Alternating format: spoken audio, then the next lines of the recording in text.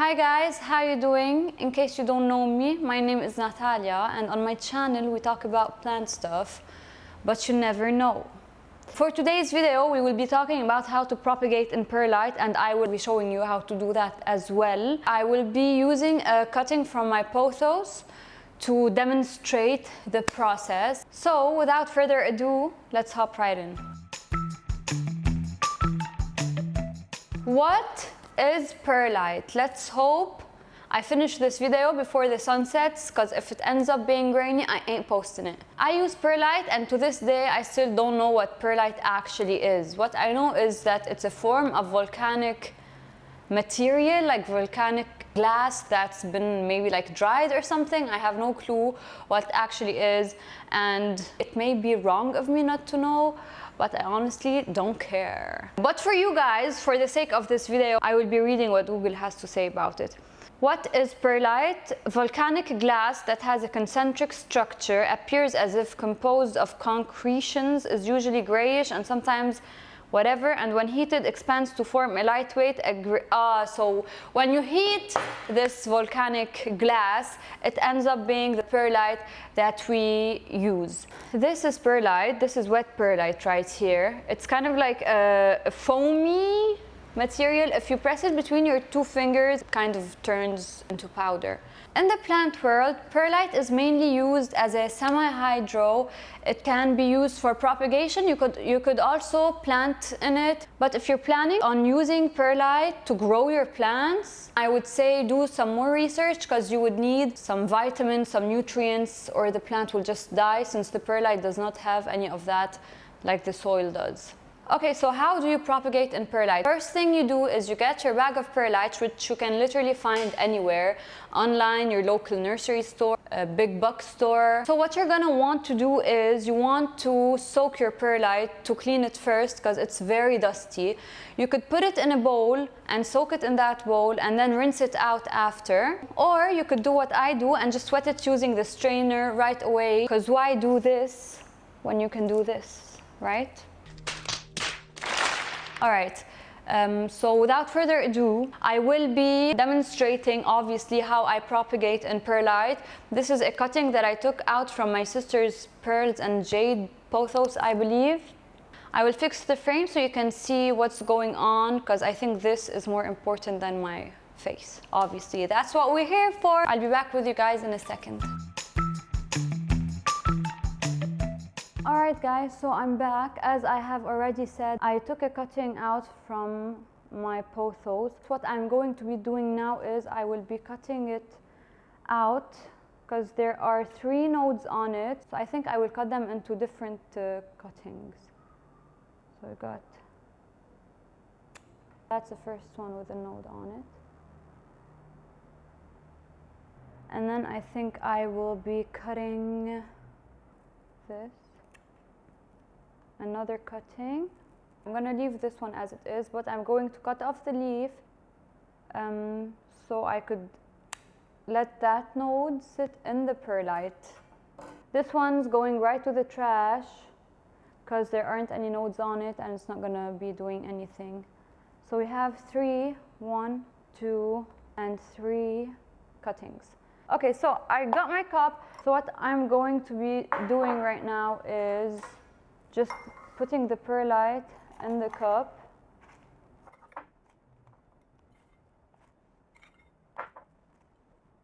This thing is so annoying when it gets stuck to your hand. Perlite, when wet, can be a bitch.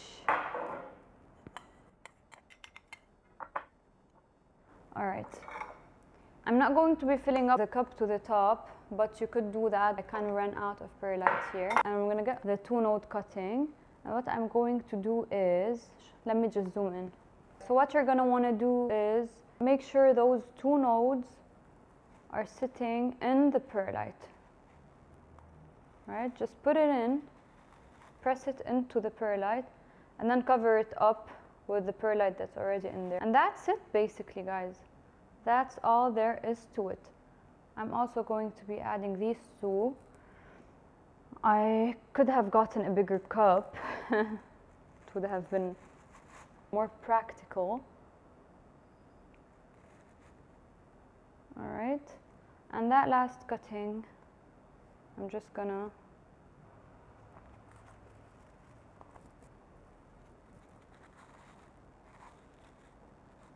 my cuttings are all in. All I did was just press them into the perlite. What you can do afterwards is add some more perlite to the top to ensure that all of your nodes are covered.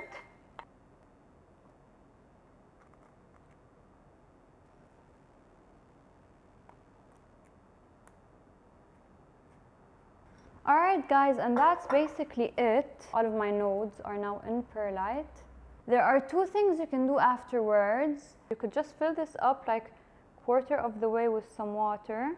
I filled it up till here, which is kind of too much, but oops. Or you could just leave it as it is, spray some more water on it to make sure the perlite is still damp or wet, and just cover it with anything preferably see-through so the light would be able to come in. That way you'll be making sure that the perlite is wet the whole time because it's closed, so the humidity will just keep it nice and moist. Or you could just fill it up like that and leave it open. And I would say just put it in a spot that has a lot of bright and direct light hitting it, and that's all there is to it. Alright guys, so that was it. Literally that simple, that easy. And let me tell you, perlite is honestly one of my favorite methods of propagating because I find, and especially with pothos, that roots grow crazy fast when they're in perlite. With pothos, I would say it's either water or perlite.